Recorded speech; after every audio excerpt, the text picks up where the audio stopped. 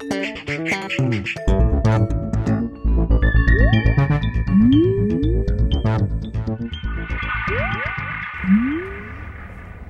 everyone and welcome to The Vortex, where lies and falsehoods are trapped and exposed, coming to you today from the nation's capital for the March for Life.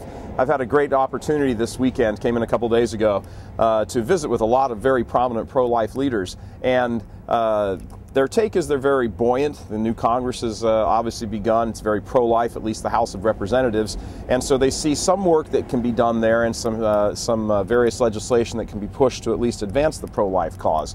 On a theological or spiritual level, there are some concerns that perhaps what the pro-life doing is out front is being not supported as much as it could be from inside the church. And they're talking about contraception. And let me read something to you that is a quote from 1970, and it establishes the link between abortion and contraception and shows how abortion flows from contraception.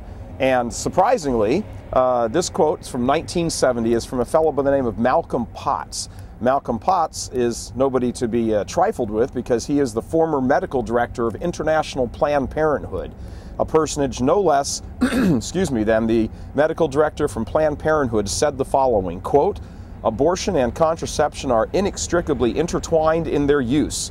As the idea of family planning spreads through a community, there appears to be a rise in the incidence of induced abortion at the point where the community begins to initiate the use of contraceptives." And I'll say that again because we're on the road here. We don't have the ability or the technology here on the road to put up the graphics to show this to you, so I'll read you his quote again.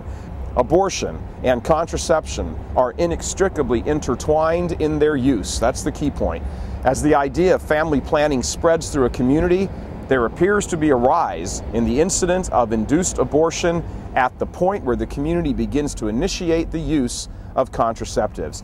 That is a very, very key point.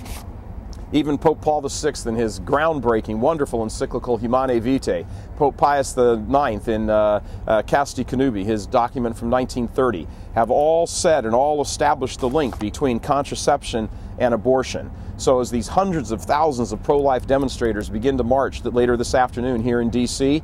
And fight against abortion and rail against it as they should, the taking of unborn innocent life, the real root of this problem is the contraceptive mentality that allows for the spread of abortion and the degradation of human life, and turns sex from a wonderful gift of God to participate in His procreation into a tool simply for our pleasure. And we will try do everything in our power to not have children, not conceive. If we do, we'll simply kill them and discard them. That's the link between contraception and abortion. And until the entire Catholic community really begins to understand this link and understand what incredible evil there is in contraception, a lot of the pro-life leaders I've talked to have said they're happy to come back here every year, but they feel sometimes that until the full message gets out, their efforts here are somewhat undermined even from within.